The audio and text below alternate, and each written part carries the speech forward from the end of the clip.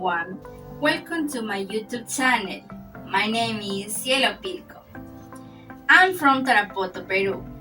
Through this video, I want to show you the different ways to make our students develop the ability to speak and in groups or in pairs, in real situation or simulate situation. Also, I want to show you some approach to writing. Don't forget to subscribe. Are you wondering how can you teach to speak? Is it not to give a student communicative activities that require them to speak? Should content be meaningful? To answer these questions, we need to consider what it means to speak without fear and successfully. For this, I want to show you 3 communicative activities which help establish communication in different contexts of life. So, I'm going to talk about the role play, real play, and simulation. Why could communicative activities be considered important when teaching language? Well, in everyday life, students are embarrassed. This is why it is important to use communicative activities because it increases motivation and develops social skills, improves self-esteem, and group cohesion when working as a team. But it also enables the student to use the second language in a real communicative environment. Whether they role play, for example, students assume different characters and act out scenarios, typically without any scripts. These spontaneous scenarios can be situated in a reality or ones they are unfamiliar with. Students must use creativity and critical thinking to further get into their role. For example, we have this case. A wife sent her husband to buy lady's finger, but the husband didn't not buy lady's fingers and confused with heavy fingers, and the wife was very angry. In this case, we should divide our students into pairs. Okay? One of them plays the role of the wife, who is student A, and the other student plays the husband, who is student B. Okay? He is student A and he is student B. To make use of role play, there are 2 ways to design a role card. Example: a simple paper card, nothing more than specifying the name of the role. For example, engineer, teacher, etc. For example, this is a princess. We have 2 cards, student A and student B. Situation at a hotel role play. Student A say, you want to connect your laptop to the internet in your room. You'd like to go to bed and check your emails from there. Student B, the internet connection isn't working at the moment. It isn't possible to connect to the internet at the hotel right now, but there is a free Wi-Fi hotspot down the road. Now, I'm going to talk about simulation. It is a form of role play, but more structured. In simulations, scenarios are much more complex and more situated in real life. Also, students may assume other characters or play themselves, where might be more formal. The main topic is climate change. You must adapt it to reality of your students' locality.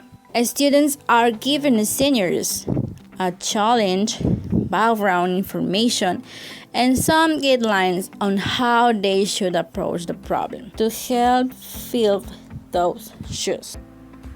Students are assigned different roles to those they normally perform so they can get information about each other's perspective. Exercises are always followed by short conversation to facilitate reflection and share learning. Now I'm going to talk about the real play. It is a variation of role play. In this case, situation and characters are not drawn from the cards, but from a student's own real life and work. Typically, one of the students play himself, herself, but in a different context than the classroom.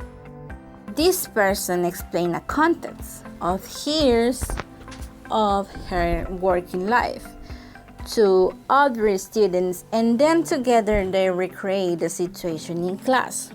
To carry out a real play with a student, we use the supporting material. With this material, students think of a life experience and answer questions. So they can tell their classmate, and they can play the role of her and the other person. For example, look at here. We have the real play work situation involving two people, and we have this material. Who are two people? My mom and I, for example. Where are you? In the restaurant. What are you talking about? About getting up late and not making lunch. What are you talking? Because I need to explain to my mother my reasons for getting up late. What happened just before this? Is any other information important? The day before, I spent the night doing homework for the university. What are some points that will come up in discussion? I never make lunch. I should tell mom that I won't be making any lunch. What would be a good result? I promise to be more understanding with mom and Mike and make lunch. After answering these questions, the student reads it to all his classmates. Then his classmates have to work in groups of two and play the role of their partner and their mom. When it's finished, it may then be useful for the initiator to give feedback on how the characters and even similar to fine-tune. For example, my mother used to speak much louder than that. In preparation for second go at doing the role play, possible bilingually with swapped roles. You can also provide helpful feedback and language help, perhaps suggesting some typical phrases that might be used. After the second role play, it may be useful to review the task using a form like this. For example, look at here. And this question, real play review. What did discussion like the real thing? What were some interesting things that happened that you say? What have you learned from this? Will the task help you in real life? I want to talk about approach. What makes an effective piece of writing? Good writers plan and revise and delay text, reading and producing multiple drafts before they produce their finished document. This is what approach to writing is about. Well, In the classroom, many students have specific needs that require them to work in writing skills. And writing involves a different kind of mental process. There is a more time to think, to reflect, to prepare, to rehearse, to make mistakes, and to find alternative and better solutions. Much writing work in the classroom for a continuum of how much restrictions help and control is offered from copying to and guide writing. I have a question. What do you do to write in the classroom? We must consider the 3 stages of writing. First, we have the first stage, pre-writing. In this stage, the teacher needs to stimulate students' creativity.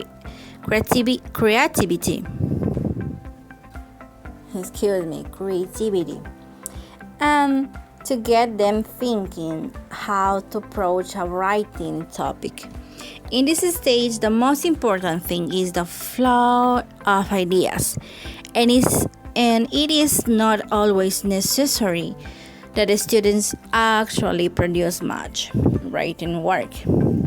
If they do, then the teacher can contribute with advice on how to improve their initial ideas. For example, in this stage, you choose a topic, choose a genre, get ideas, discuss ideas with others to get a new perspective, select between ideas, sequence ideas, and you can use the brainstorming. For example, you can present a picture. For example, in this case, I present a picture with a superhero. Then get ideas. Ask them, for example, who's their favorite hero? And a student answer possible answers. Okay, then we have the second stage. The second stage is while writing. During this stage, students write without much attention to the accuracy of their work or the organization.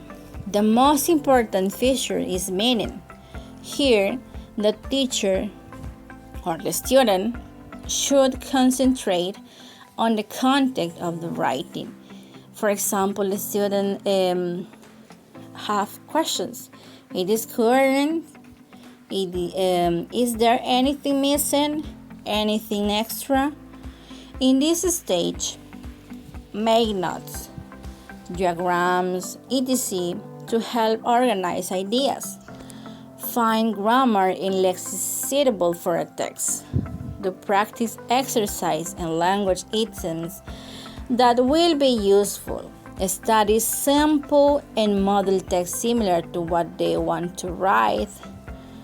Plan the organization of their text and draw a raw text. For example, this is a raw text.